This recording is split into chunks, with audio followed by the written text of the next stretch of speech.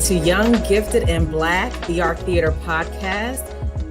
My name is Kimberly Douglas. And look, I paused for a minute because I can't believe we are into episode 3 and it is 2021, y'all. We are into February and can't believe that it's Black History Month. Look, yay, this is Christmas for all the Blackness, and we're here for it.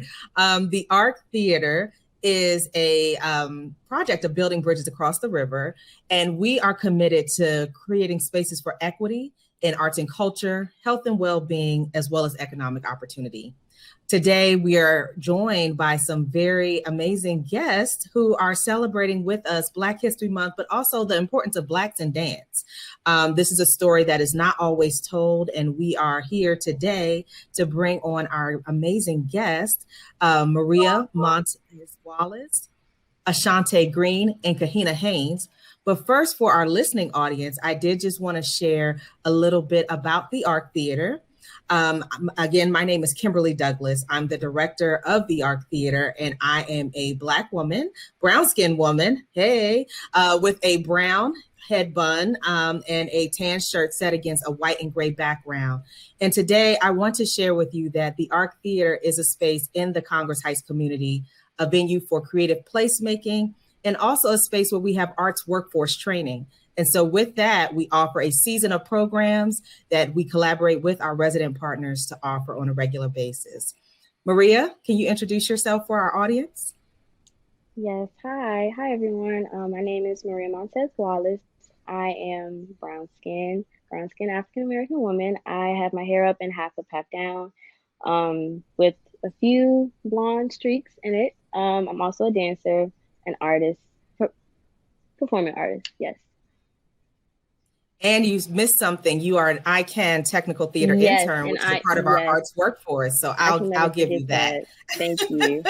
I can never forget my ICANN family, never. Yes, Ashante, can you introduce yourself to our audience? Hi, everyone. My name is Ashante Green. I am Black, proud to be Black, and brown skin woman with a twisted updo. And I am the school manager at the Dance Institute of Washington. I also serve as creative director for our main stage productions. So happy to be here and join you all in this podcast. Thank you. Kick it over to Kahina. Hi. Thanks so much. Hi, everyone. I am Kahina Haynes, and I serve as the executive director at the Dance Institute of Washington. I am Black. I am dark brown, so like close to dark chocolate. I have my hair pulled back also like Ashante. It is pulled back into a bun. I'm wearing a red sweater with a black and red scarf, and I am against a library background, a bunch of books. I am also so thrilled to be here and to talk more about this exciting topic. Thank you. So for many of you that love and enjoy dance, dance is infused in our everyday life, in our world, and especially in our Blackness. Our worlds have always been punctuated when we celebrate a birth, when we celebrate marriage, when we celebrate our daily lives. And, you know, in today's modern world, tell me about your individual dance journeys. And this can be to any of you on our panel, but I would love to learn about your journey. And look, I'll share a little bit of mine. Look, in my early arts life, I started out as a dancer. And, you know, it really helped me to gain an appreciation for the arts as literally my first introduction. I know people always say, oh, well, as a baby, you sing and you dance and you draw, you're doing all these artistic things, but practicing the art of dance helps you to see your world differently in terms of how you show up. And I know for me, it gave me a sense of confidence. It helped me feel a sense of community, and it helped me feel empowered by being with people, especially because my mother was very intentional about putting me in spaces around children that look like me, to practice dance amongst Black dancers. And so can you all share with me a little bit of your individual dance journeys? I can go first. My dance journey has been a roller coaster, I can admit, but it has been a worth it roller coaster. I been dancing all of my life, but I didn't really start taking it more serious until the age of 11. That's when I came to Dance Institute of Washington. That's where they were training me and grooming me up to the real dance life and everything. And that's when I started to get into summer intensives with Alvin Ailey and Earl Mosley Institute of the Arts. And I've also done some, oh, and also DIW has also opened more bridges for me. And that's all how I also met you guys, I Can, because you guys worked with DIW at one of our shows. I believe it was for Kwanzaa. Yeah, I believe it's for Kwanzaa. And I noticed someone that one of your interns, and I was like, oh, I went to school with him, I believe. So then I was like, might as well, do some networking. And that's when I found out that that's what you guys were. ICANN was a technical internship program, which I was literally looking for because I was trying to find something that was easily to be adaptable and that I can learn like hands-on instead of just like just giving information to me. Like I would like to learn things and like to be able to use them in the future. And yeah, so I mean, it's just been a great experience overall for my dance experience. It's not the one thing that I find my experience unique is that it's not just dance, if that makes sense. Like DIW has opened a lot of doors for me, regardless, not just in dance, like even in technical theater, even in the arts, even in the film. So it's just DIW has been like a great, what's the word? Starter for me, like a great bring up. And if it wasn't for DIW, I don't know where I would be, honestly. So all my love for y'all. Wow, that's powerful. Because also we saw some synergy there. Look, I didn't know that about your story, Maria, that from us coming over and working on Kwanzaa, you learned about our program. So that's fantastic. Ashante, Kahina, do either one of you want to take that question? Sure. That was great, Maria. Thanks, Kimberly. I will share a little bit about my story. It's pretty interesting. Growing up, my neighbor owned a dance studio. I still remember it to this day. It's Bobby's Dance Studio. And the age of 3, my parents put me into dance. It was recreational, recital based, and tried it out. And they said I could just never stop moving, dancing. I remember being the only Black dancer in my class. I was. And to be honest, I was just like going with it.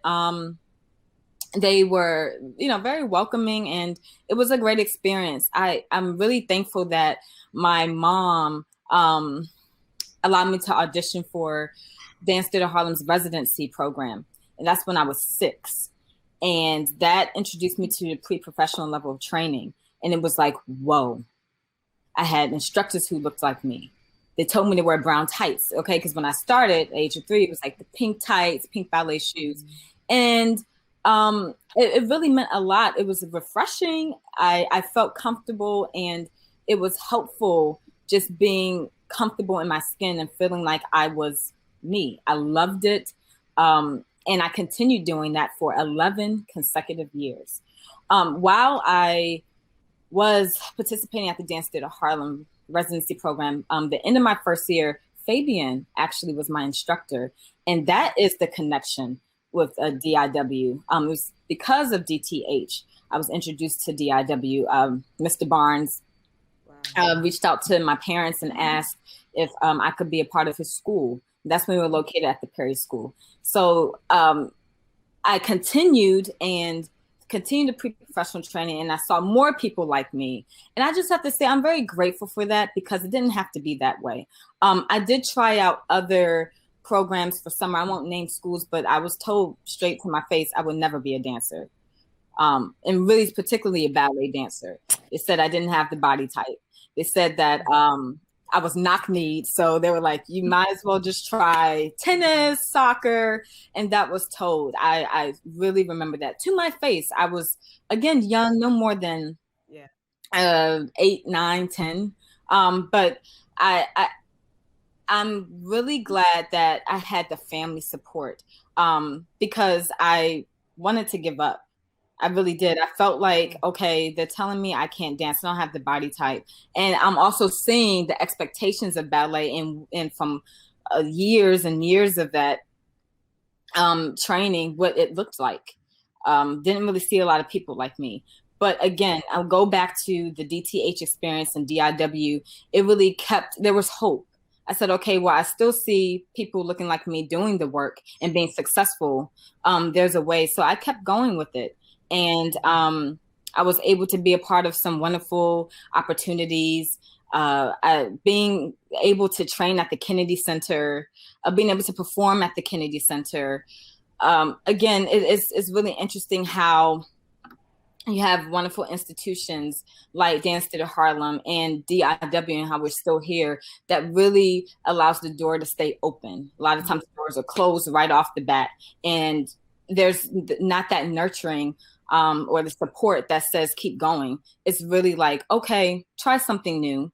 There's a lot of different avenues in dance that I realized through being a part of people who were surrounded in the community that were in support of Blacks in dance, especially in concert work, that allowed me to realize how big dance really is. But that's really my journey and allowed me to just expand and go off to Baltimore School for the Arts.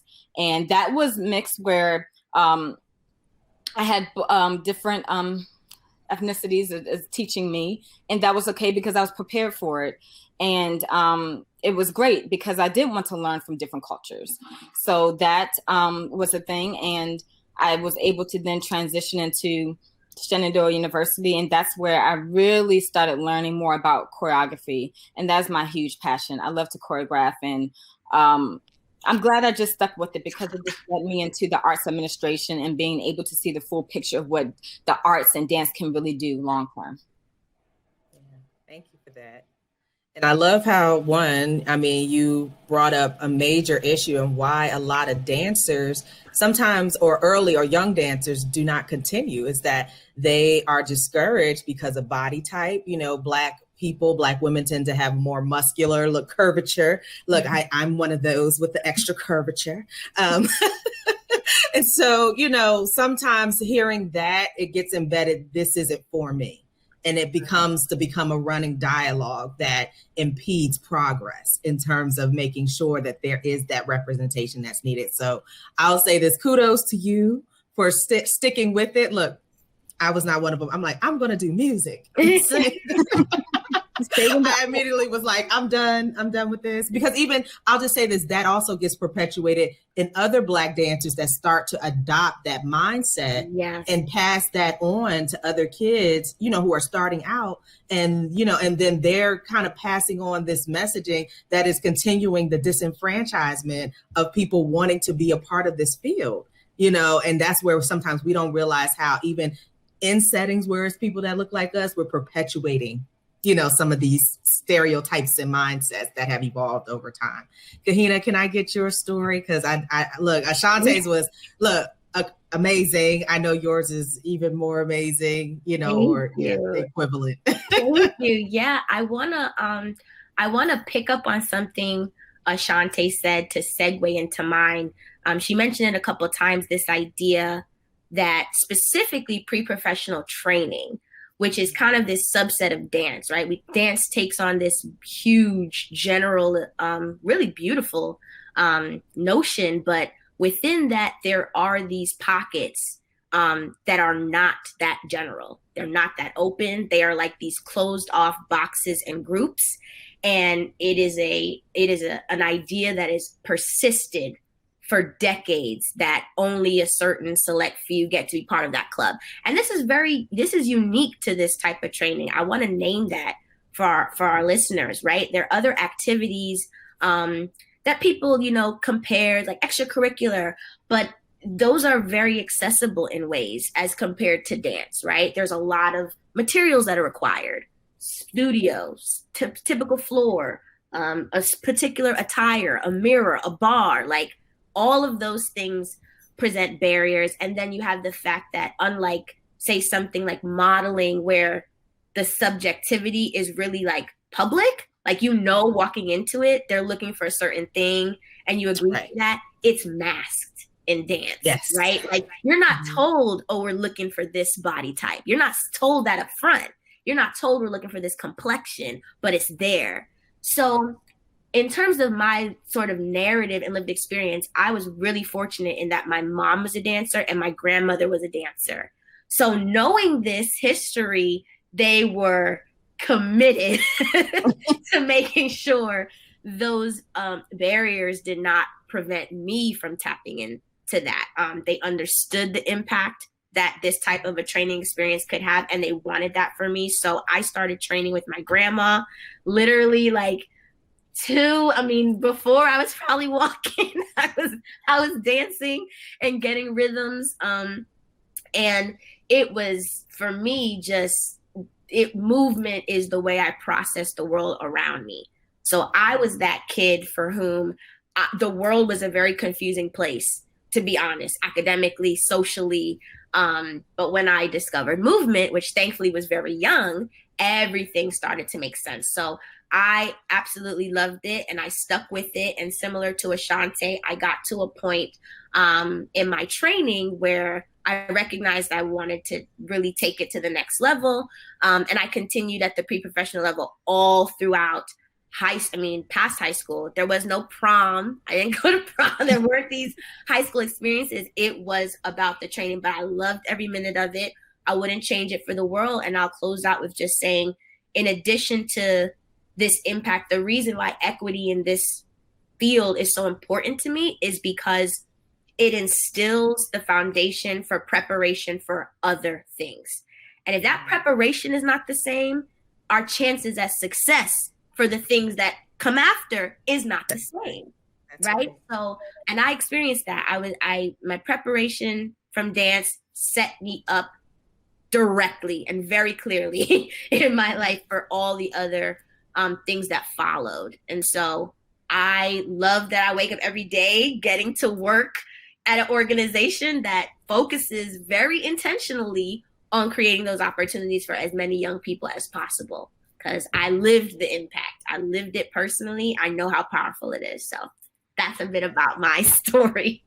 Wow. Well, no, it's a hell of a story. And honestly, in listening to you, it just reminds me of so many kids today that draw on the arts to help them cope, especially we're living through a pandemic.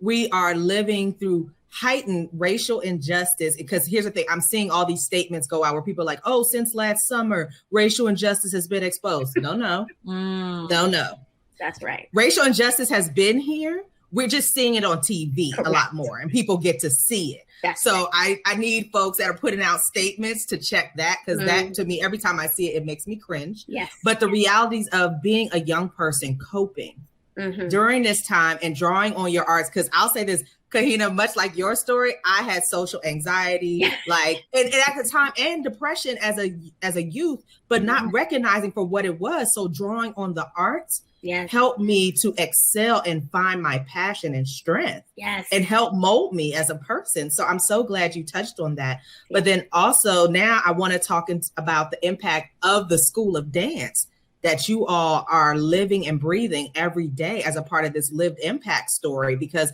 the reality is the School of Dance has, since its vision from Fabian, being its founding director, now even with you as a woman in leadership. I mean, I don't know if you're a unicorn. You're executive director in the dance space. And look, I don't know, when I met you, you were like, look, is it okay if I say your age? All right. I don't want to get in trouble. Kahina's going to be like, Kim, you did not tell me that. But I will just say this, late 20s. Right. Is that right? Okay. I'll generalize, late 20s. And I was like, wow, everybody who talked about you was just like, she's so fantastic. She's very dynamic, so passionate. This is the right fit for us. And I was like, wow, I cannot. Yeah. I'll just say this. I've never met, a unicorn in person. So, so when I met you, I was like, oh, wow, I'm so happy for DIW, one, making this step to say, there's going to be a Black woman in leadership. And now we see it trending throughout the country, but DIW was doing it before. Right. So talk about the School of Dance, because I love you all story. Look, Yes. I'm a fan. I'm fangirl. Absolutely. I'm excited. This is my life's work. So I get excited to talk about our school and what DIW does. It starts off always with our late founder, Fabian, who you mentioned, and Ashante also mentioned. Fabian Barnes was a visionary. He understood before it was trending that the industry of dance and its survival and its relevance rested upon diversifying it and increasing representation. And not just because it was like, again, sexy and trendy, he actually valued that as an artistic value. He understood dance would be better off, right? As we now know, would be better off with an array of perspectives and interpretations and lived experiences being brought, right? Like everyone cannot connect to the Nutcracker or to Giselle. There is beauty in diverse backgrounds and experiences. And having that view, he looked to DC on a summer hiatus to see, as grounds, basically as fertile grounds to start off an initiative. DIW started off as a project of his to see how he could cultivate this. And to think that he went from a small summer program of less than 20 kids to a state-of-the-art facility in Columbia Heights, 13,000 square feet, that has to date served over 43,000 young people, which is just like mind-blowing, and has served them to matriculation, like not just in and one out. Because our school, which I'll talk about, is really a progressive curriculum. So it's a holistic curriculum that is informed really by Fabian's perspective, but also lived experience, and most importantly, by our community. We are reflective in everything that we do of what the needs of our community and our population need, or the needs of our community and what the population needs. So because of that, it's a very unique training experience at DIW. We value things that I think the traditional training grounds may not find as important. They are priorities at DIW. Every child needs to feel respected.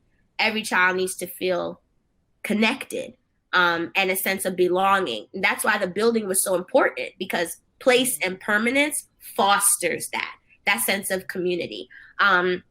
But so back to our school, we serve ages 2. We start at 2, long as they're potty trained. We start at 2, and we go all the way up to 18. But to be honest with you, even once our students graduate, they come back. They stay involved in the organization. They come back, they volunteer, they teach, they TA, they even participate in performances.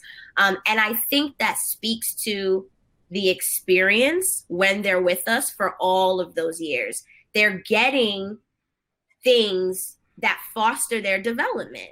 And so through all that, the vehicle or the framing that we work on these outcomes with is dance. But it's a vehicle. It really is a vehicle. And every sort of wheel or cog in our mechanism, every participant, every teacher, every staff member understands that. And why that's important, which I will just say in all honesty, is that while I think it's great to see more organizations recognizing the significance of inclusion and equity, it's not the same as being intentional about it, right? And being very, very direct about that. And that is what sets DIW apart. There are no outreach initiatives. We are the community. And I think connecting our school to the community, I would say our experience this past year, which has been trying, it was trying for a lot of organizations. But I think our experience this past year is proof of that. It's proof of DIW really being a training school and experience that is anchored and rooted in community, because the way they responded, it showed a sense of alignment. It showed a sense of support and a sense of value for the work that DIW has done all of these years. Parents and families were turning to DIW for medical questions, for resource solicitation during COVID, for any information. And why? Because they trust the Dance Institute of Washington. They've entrusted us with their children. We have demonstrated with many children that they are the top priority. And we've demonstrated that we're uniquely positioned and skilled. We have the expertise and a lived experience to develop these young people through dance. And all the nuances that are required and the competencies culturally that are required to do that, we bring to the table. So I'm really proud of the Dance Institute of Washington and the work that we do. A bit of the technical, we operate a number of really, really amazing codified technique classes with amazing instructors. And we do that through relationship-based training, which is really important. All of our faculty members, as I said, understand the goal. But in addition to that, we also offer some key services for our students to make sure if there are any deficits or impediments to, again, that very intentional goal, that those are being addressed. I think that's an important part of equity, right? It's not about just, it's a two-pronged strategy. It's not so much, trying to pick my words wisely. It's not, the burden isn't on the people that are left out to figure it out, right? The burden and onus is also on institutions in power and privilege to assist and support in closing that gap. So these key services are a big part of that in terms of our programming. And that's anything from, they cover the span of mental health support, socio-emotional wellness support, mentoring, health, like nutrition, physical therapy, workshops, and things like that. And then, of course, like a lot of focus, and hopefully we build this out in the coming years, but a major intentional focus on not just having them at DIW, but what happens after. What happens after, and how are we ensuring that they are successful even after they leave DIW? That's why those connections are maintained. Like I said, they come back. They are everywhere. We turn around. There's always a love showing up at DIW, and I love it, love it, love it. So that is, I mean, a long-winded response to what, about our school and kind of what we do, but hopefully that answers. Look, we needed all of that, because look, when a unicorn is speaking, we got to let the unicorn speak. Okay, so I want to hear all of it, and I'm so happy you are sharing it, because as you said it, it made me think about just the synergy with the work we're doing at Building Bridges, all the wraparound services, but even our resident partners. And this is where I'm going to ask Ashante and Maria to chime in, because because you all have taken the School of Dance east of the river, and you actually partner with Apple Tree Institute, who is one of our newest resident partners, because I was so glad you mentioned that you start at the age of 2. And that's their core target group, for that early education for those new teachers coming into the field, but infusing the arts at such an early age and introducing it. Oh my God, like, can I tell you, my heart jumped when I saw you guys, and I was like, oh, you're working with Apple Tree? Yeah. This is perfect. This is exactly why we make the relationships, because the power in what we do has been about how we infuse the relationships to make the overall experience for a person. Yes. A person better. And you all, to me, always, there was always synergy in our relationship. But I guess, Ashante, can I have you speak to that relationship with Apple Tree School of Dance, working with Apple Tree Institute, because I love hearing about how young Black children are consuming dance. And then Maria, for you spoke to earlier, experiencing, the School of Dance in DIW site, but then being able to transfer that to the ICANN Technical Theater internship, and how that, helped you to explore lighting design, audio, scenic, how you felt in that space as a dancer coming into technical theater. So first Ashante, and then Maria. I first just want to name something that's really important. Children at the age of 2, that age group 2 to 5, is extremely important for them to be able to feel like they can create and be creative and have the space and feel safe doing it.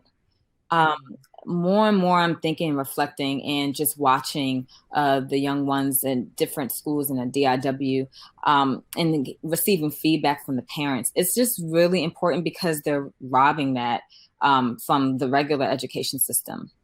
They don't have that opportunity.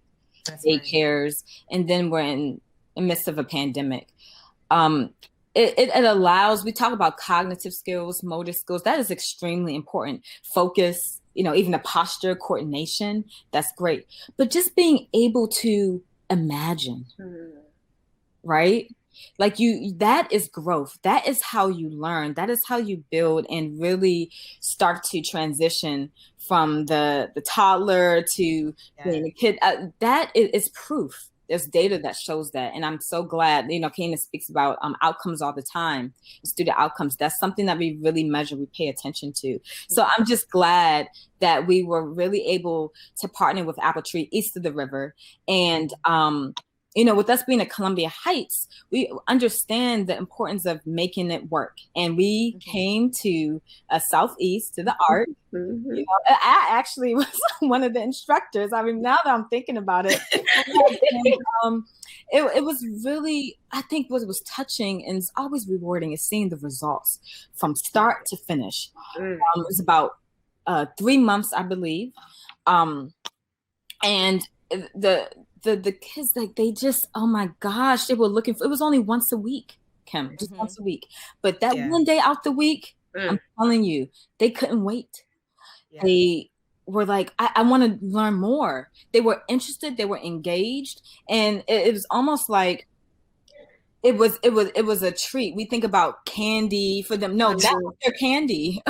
That's right. That's right. It was. And I just, I really just appreciate, the partnership was beautiful. The dedication, the fact that, we were able to just travel and then be engaged with their parents. We were able to report after class. The parents would ask, like, how does she do? She normally doesn't like moving, but I'm really fun. And then I'm like, oh, no, your child was fine. I don't even know what you're talking about, So it's just, and the parents were shocked about, like, the commitment because, they were always trying to figure out what can they do to get their child to be involved in X, Y, and Z. And come to find out, dance was it.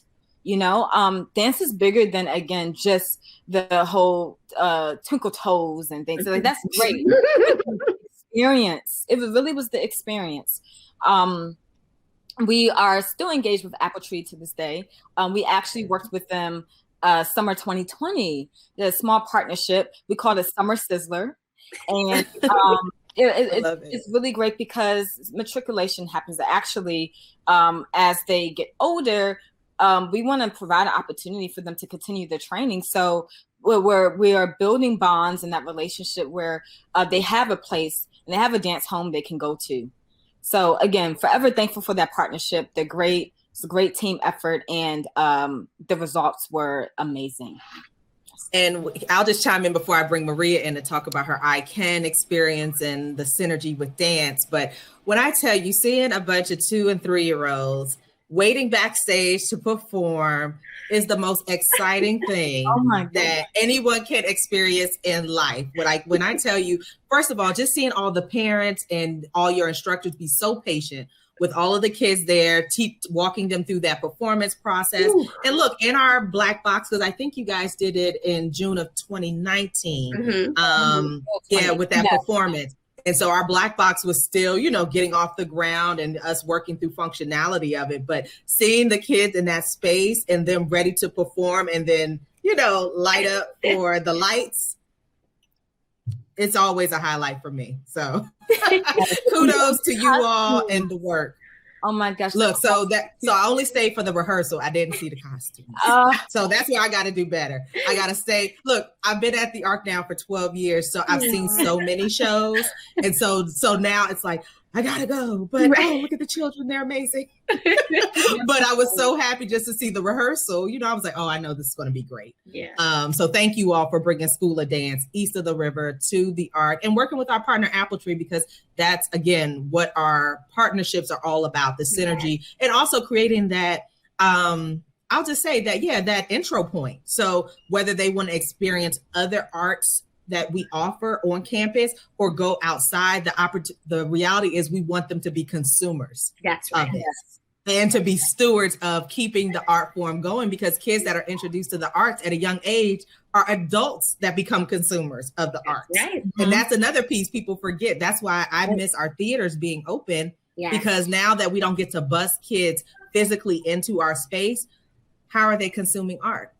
That's right. You know, and honestly, sometimes we're our first introduction to a lot of children or youth that haven't experienced it. And with that, I'm going to bring Maria in, because Maria, you are a part of the School of Dance, and we hope you return to DIW once you finish your studies and come back as a TA or something, because you are an incredible dancer. But I want you to talk about that relationship with the ICANN Tech Theater program, because again, another arts education workforce training program, slightly different, where you're learning the behind the scenes aspect. Talk about that. Goodness. Well, one, for me, as long as I've been dancing, I've always been interested in the behind the scenes. Like even in movies, I would, like when the movies would be over, I'll go to like the extras and I'll go to like the behind the scenes to see how the movies were made. And I'll just be so fascinated. I'm like, oh, that's how they did it. Okay. So then I'm like, all right, so I'm already a performer, so why don't I just learn already? I already know like the stage directions, upstage, downstage, center stage, all of that. I know the wings and everything. So why not continue? And honestly, ICANN has helped me not want to be only a dancer. It's helped me want to be an artist, because by me doing the internship with you guys, you have opened the doors for me, such as stage management, stage audio design, lighting design, and even graphic design. And at one point I was doing dual enrollment courses at UDC when I was in high school, and my major was graphic design. So just with all of that was happening, I felt like it was really good for me, because if it wasn't for ICANN, I wouldn't still be drawing. I wouldn't have went further in my art that I'm doing now. And also, like, I just don't want to be known as a dancer, you know? Like, being a dancer is great and all, but I feel like I have a lot more talents to share with the world other than just being a dancer. And by growing up, a dancer is mostly seen and not heard. I would like to be heard.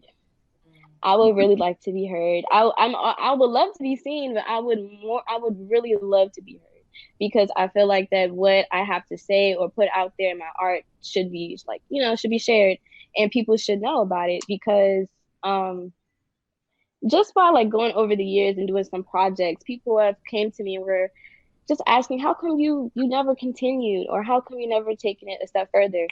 And honestly, I don't even know how to answer that question, but I just know that when that time comes, I just know that for me, my artistry will definitely be a big burst of just positivity and everything. Like, I just wish I can put it more into words, because like I have it in my head, but if I try to say it like together, it won't come out right. But I think you're doing great. Thank you. But I'm more than happy and blessed that I have both DIW and ICANN in my family. And even years from now, I'll definitely come back. Miss Kahina's been seeing me, Miss Ashanti's been seeing me at DIW, even when I'm not supposed to be there. I'm like, can I come today? I'm like, can I see you guys? Hold up. That's right. Yeah. So I mean, DIW is always going to be a part of my heart. Same with ICANN. Like even when I start doing big and better things, I definitely want to come back and contribute, even if it's donations or even just like spreading the word or even expanding like the art theater, or even just putting another theater somewhere, like something that will contribute to the Black dance community, the art community, industry, everything. Well, I would So, just say this. I appreciate you taking every effort to explore every gift that God has Yes. infused you with. thank Because you. the reality is, everybody does not take those steps and those opportunities. So I do want to commend you for that. But when I tell you, it is interesting to me how you pretty much you said dancers aren't heard. And when I tell you, for me, I feel the opposite because when I see a dancer, you get this. Yes. You. It's like sometimes you don't need to audibly hear Right. to hear. If Right. that makes sense for No, everybody. it I know makes I'm getting sense. maybe too, No, existential, that's too deep here. No, But the it's reality right. is It's the hitting the presence point. of a dancer is giving you, yes. Yes. you need to know Yes. me. Yes. Definitely. You know what I mean? Because even as I watch a Debbie Allen and some of these incredible leaders, seeing Catherine Dunham's movements and things like that, I Yes. think about how you can inspire and how people can see you and you be seen and heard in a different way, Right. where people have to pay attention to you. Because I'll just Definitely. share this and this is going to lead me into my next question, because I tend to be chatty too, so I'm trying to watch that. But literally for me, I got very fixated at a young age on Josephine Baker. And it was about the fact that it was a Black woman during the time that, she was very bold in her presence, okay? But she had this command over the French Revue and the dance era in the 20s and 30s that made people pay attention to her, that made people respect her. And she was able to lead, it's just so many initiatives, and I'm getting kind of jumbled up here, but she was fascinating character to me, just in not only how she moved and seeing her, but then what she evolved into as a woman, as an activist, and even how she stood her ground as a Black woman in dance and in this space. So that leads me to my question of how DIW, Dance Institute of Washington, arrived at our spiritual journey. Because to me, that is loud. And I appreciate the loudness of that title. I appreciate the loudness of you all having a presence and releasing it during Black History Month and collaborating with a Black theater space to live stream it and join us as we celebrate you all and the legacy of Blacks in dance. So Ashante and Kahina, please tell us how you arrived at our spiritual journey. That will be all Ashante. I'm going to defer to the creative genius that is Ashante Green. So, right, you got it. Well, I have to thank Kahina. I really do, for trusting me and believing in the vision I shared with her. It's heavy. And let me say this, 2020, we had enough time to just pause. I with all the things that came with this pandemic, one thing I will say is I'm glad, for me, I'll speak for myself, I had a moment to pause and reflect and think. We're in the arts, is go, go, go. This to that. Do we really have time to sit and just think, reflect? That's how you grow. That's how you're able to speak louder. We're talking about being heard. And art, our history is art, and our history is movement. And I took the time to think about what that means for the community in dance, Black in dance period, and DIW. We have such talented students, and I wanted them to experience learning about Black history through movement. Typically, we would sit them down, talk to them about, pioneers, different leaders in the arts that really paved the way. And I said, we actually need to express it and share it out with the community so that we all can heal together. I was thinking about the tragic murder of George Floyd, and it really, I was deeply affected by it, actually, to the point where I wanted to be able to create something through the arts that can help ignite change in a consistent way. Not just when something happens, but for it to continue. And I thought of an idea of going back to the spiritual aspect of healing. It's not tied to religion, but there was this notion of spirituality that really allowed for hope, courage, strength, and came from the church. You know, I didn't really learn a lot about my history in school. I actually did not at all. And I have to thank my parents, and I have to thank the church plays I was a part of. And that's when I really felt the weight, you know, me having to portray different characters, look them up. And it was like, oh my goodness, I had to think about it. If it wasn't for that, I would be blind. And then thinking like what you just said, Kim, earlier, oh, wow, all of a sudden, all this is happening. It's not all of a sudden. We have more access to it. Technology has allowed us to just see it more. And so I don't want our students, I don't want the next generation to think that this is something new. So we're taking it back to the ancient times where we came from, our DNA. And that's where it starts. It starts how we were grounded and rooted in something that was beauty. We were created in an image. And I say this all the time, like fearfully, wonderfully made, because that is something. And we have lost our identity because we don't understand how to break these generational curses. That we have to break them. And in order to break them, we have to go back to the beginning. You have to understand what happened to us. Centuries, years and years. I'm like, that's where it started. And I wanted to use sounds of Blackness when, you know, just letting you all know, like there's this certain music and soundtracks because it really shares the story. And I'm just so thankful that we're able to do this. It airs February 28th. And first of all, the ARC family to us, I'm so glad we're still able to partner and you all are streaming this for us, for the community. And we would love for my hope and our hope, DIW's hope, is for the community at large, and not just the dance community, really understands that we can heal through art. Because we the protesting, and I love the sense of community, but it really starts with just being creative. That's sustainable.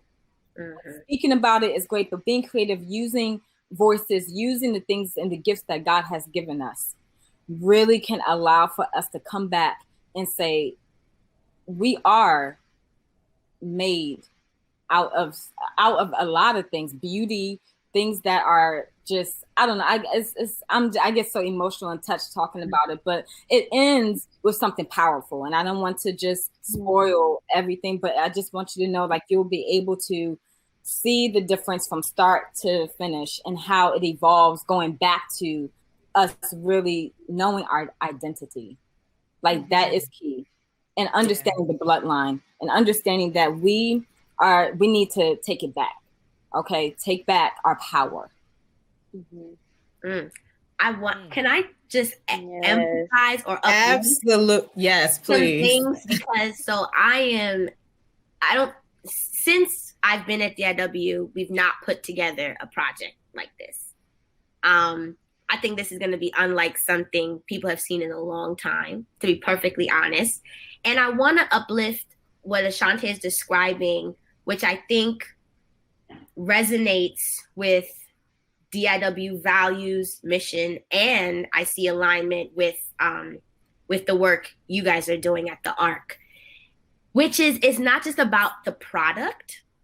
Like, it's not just about this flashy end thing. It's I mean, I'm not trying to be cliche, no pun intended, but it is the journey. It's the process. Students learning about their history through an experience or through expressing movement is one of the best ways for them to absorb and learn. And the fact that it's missing from some educational systems makes it even more critical. So I wanted to uplift process, because I observed kind of the from design and like idea to where it's going. And I watched how intentional Ashante was about every single aspect of this project, from who we partnered with, everything from the streaming, the creative design, the wardrobe, the lighting, the sound, the music choice. It is so intentional. And so because of that, there's this experiential learning component that was like, not a byproduct either or indirect, very intentional. And I want people to understand, people that are listening, that that's part of the DIW way. Like that's part of the methodology, that lived experience. I had someone ask me why we were going to try to do something during Black History Month. And they didn't mean it, offensively. They never do. Mean it. It was offensive, but they just said there's so much. Like you guys do so much. Like it's a pandemic, and it was just like, how can we not do something? I'm about to say, how are we not do too much? We were like, this is critical. Our kids need this now more than ever. They need it now more than ever. And we saw that. We witnessed it with our babies. I mean, they felt something from participating in this. They felt like I'm going to get emotional. But they mattered. Their experience and not just their lives, of course, but their experiences, their opinions mattered. And so it's a big, for me, it's very heavy. It's very impactful, but I just wanted to uplift that beyond what everyone's going to see as the final culmination, there is this really rich process experience behind it that I just wanted to like highlight, because for Ashante, it's probably so organic, like she probably didn't even realize, but it is it was while organic, still very strategic and intentional, and that came across, and I think it will be reflected in what is viewed, but I wanted to uplift that. Yeah. Ooh, well, y'all, look, this conversation has flowed, and I'm just like, I can't believe this is episode 3 and I get to share it with some tremendous young Black women that are making change in the world. And so I want to phrase this question, and I know sometimes this is hard, but give me one word to describe, how you see Black dancers.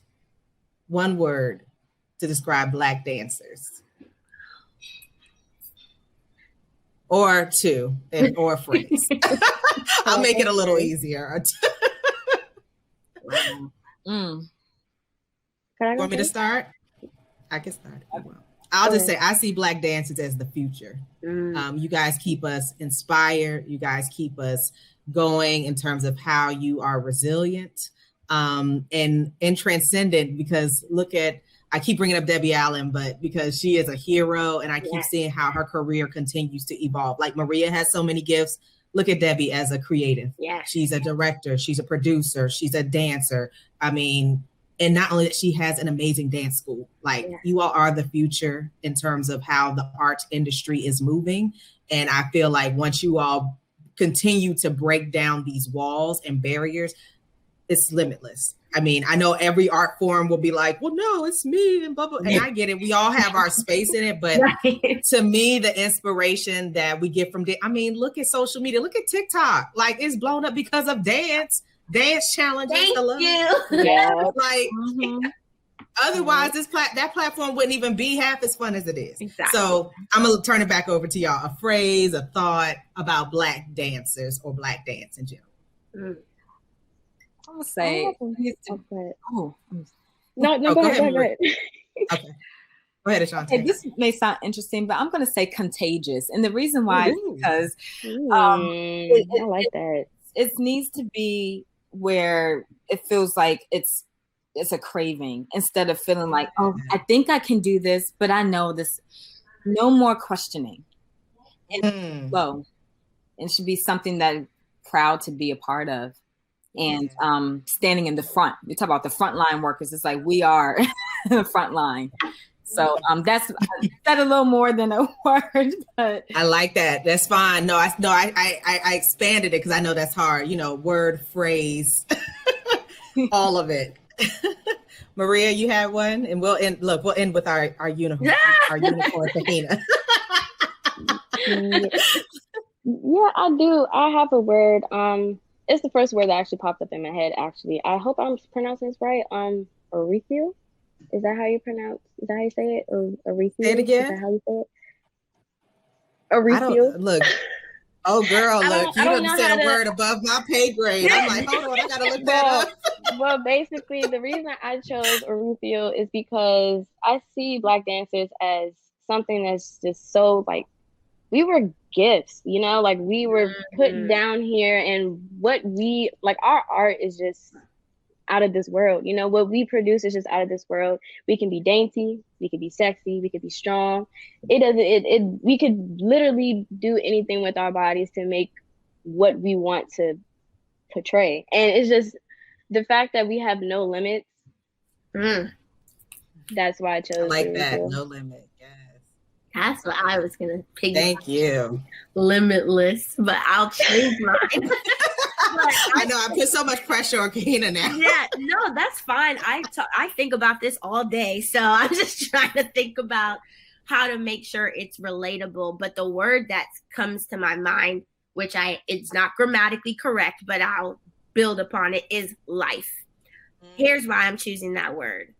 Yes. Life and lived experience, it's got to be something that people see as human and as a truth. And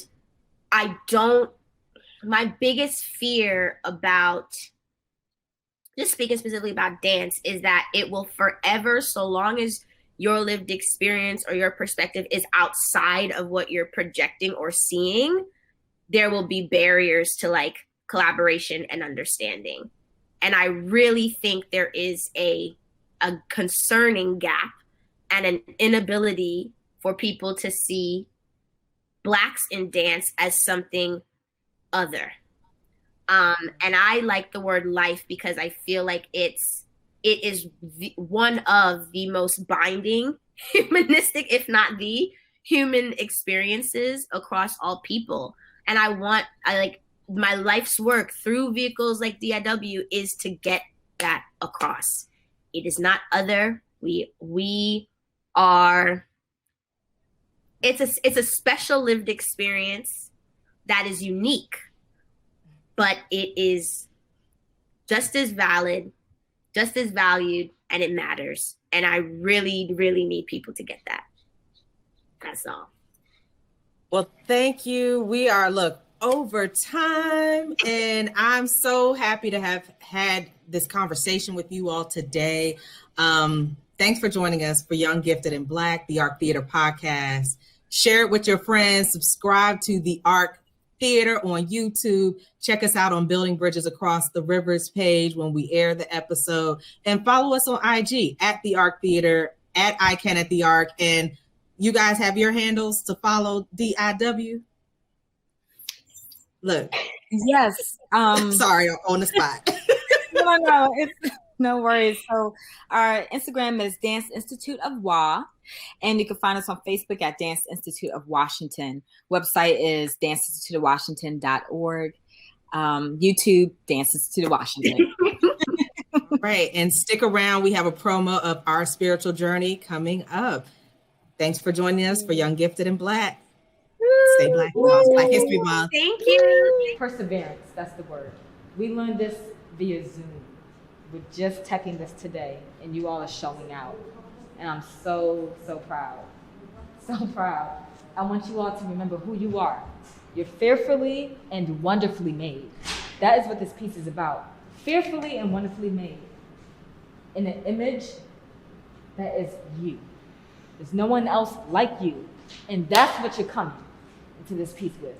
You're saying that beauty is in the eyes of the beholder. You understand that? Believe it for yourself. Warriors, okay? Think whatever makes you feel like you are free and you are strong and mighty. Yeah? Y'all are queens.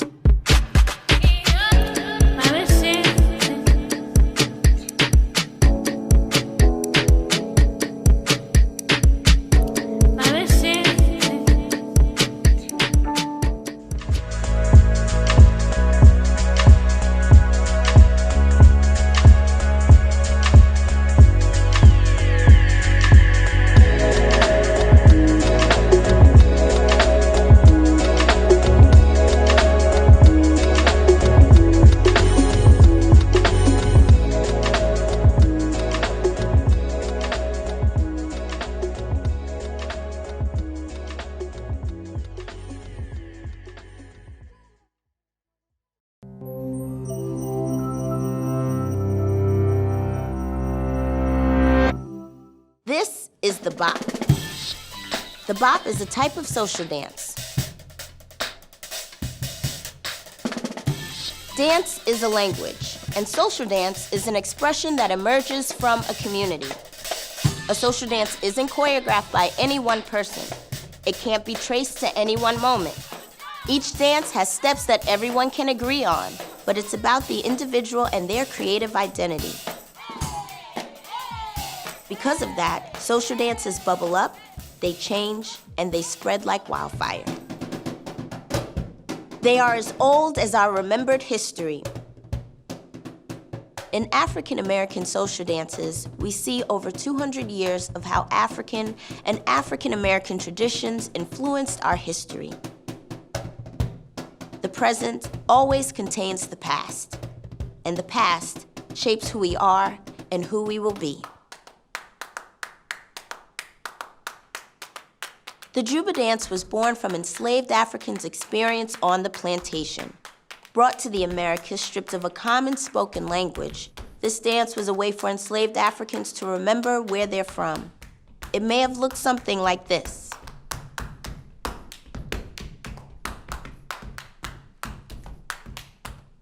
Slapping thighs, shuffling feet, and patting hands. This was how they got around the slave owner's ban on drumming. Improvising complex rhythms, just like ancestors did with drums in Haiti or in the Yoruba communities of West Africa. It was about keeping cultural traditions alive and retaining a sense of inner freedom under captivity. It was the same subversive spirit that created this dance, the cakewalk. A dance that parodied the mannerisms of Southern high society, a way for the enslaved to throw shade at the masters. The crazy thing about this dance is that the cakewalk was performed for the masters, who never suspected they were being made fun of. Now you might recognize this one. 1920s, the Charleston. The Charleston was all about improvisation and musicality, making its way into Lindy Hop, swing dancing, and even the Kid and Play, originally called the Funky Charleston.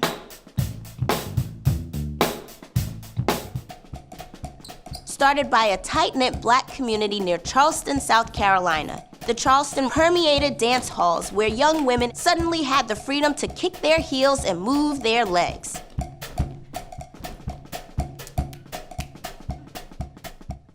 Now, social dance is about community and connection. If you knew the steps, it meant you belonged to a group. But what if it becomes a worldwide craze? Enter the twist. It's no surprise that the twist can be traced back to the 19th century, brought to America from the Congo during slavery. But in the late 50s, right before the Civil Rights Movement, the twist is popularized by Chubby Checker and Dick Clark. Suddenly, everybody's doing the twist. White teenagers, kids in Latin America, making its way into songs and movies. Through social dance, the boundaries between groups become blurred. The story continues in the 1980s and 90s. Along with the emergence of hip-hop, African-American social dance took on even more visibility, borrowing from its long past, shaping culture and being shaped by it.